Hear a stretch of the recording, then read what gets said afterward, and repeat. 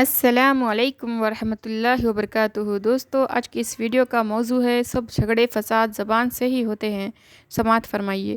شافی آسیاں دستگیر بے کساں رسول رب دو جہاں صلی اللہ علیہ وسلم نے اپنے صحابہ ساتھیوں سے زبان مبارک کی طرف سے اشارہ کر کے فرمایا کہ جانتے ہو یہ کیا چیز ہے؟ عرض کیا گیا کہ یا رسول اللہ، اس کو زبان کہتے ہیں۔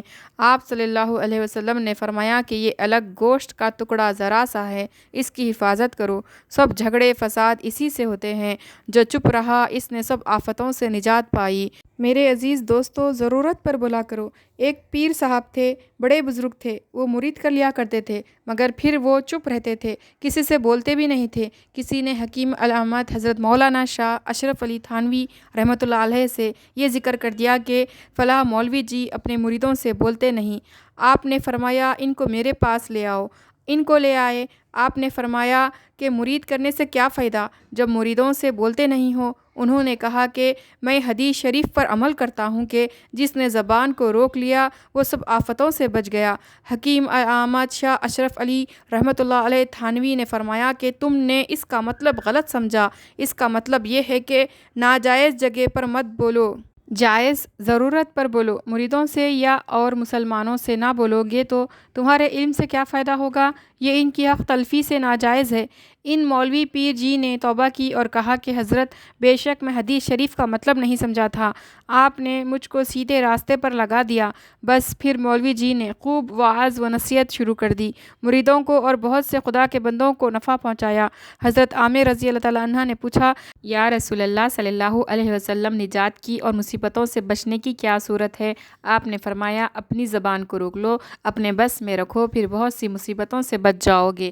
زبان منہ کے اندر ذرا سا گوشت کا ٹکڑا ہے، دیکھنے میں چھوٹی اور بولنے میں پہاڑوں کے برابر، تھکتی نہیں، رکتی نہیں۔ اس کی حفاظت کرنا چاہیے، کیونکہ بہت سی آفتیں زبان ہی کی وجہ سے پیدا ہوتی ہیں۔ جب یہ چلتی ہے تو سب جھگڑے فساد کھڑے ہو جاتے ہیں۔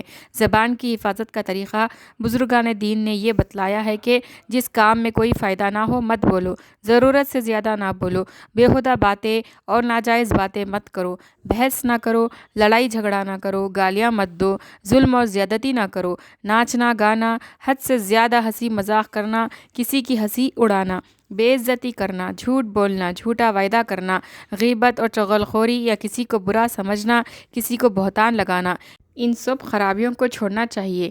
آج کل ہر چھوٹے بڑے میں یہ بیماری پھیل رہی ہے، اسی لیے بڑی بڑی آفتیں پیدا ہوتی ہیں۔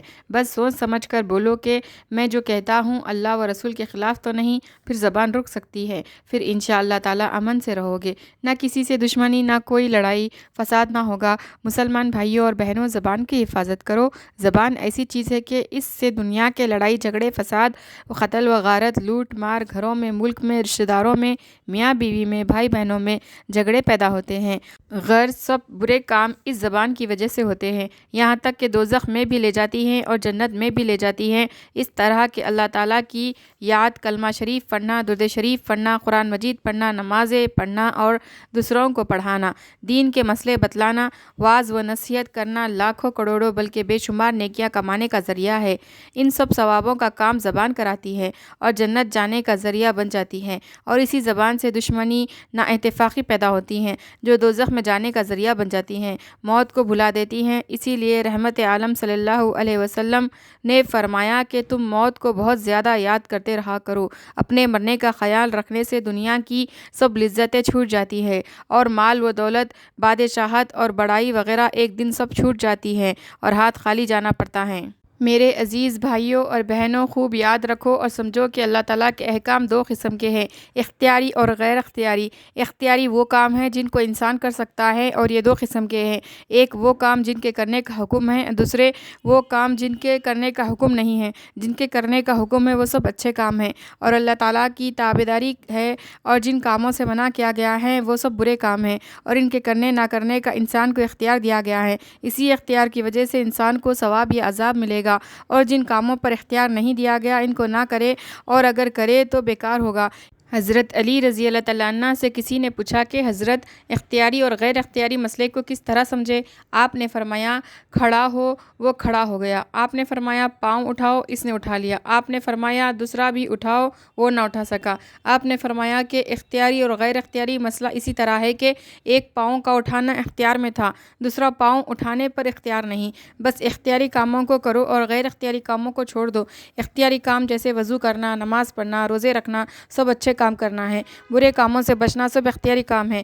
اگر اختیاری سے کام نہ لیا جائے تو خدا کی پکڑ ہوگی، سزا ملے گی۔ اے انسانوں، جاگو اور ہوشیار ہو جاؤ۔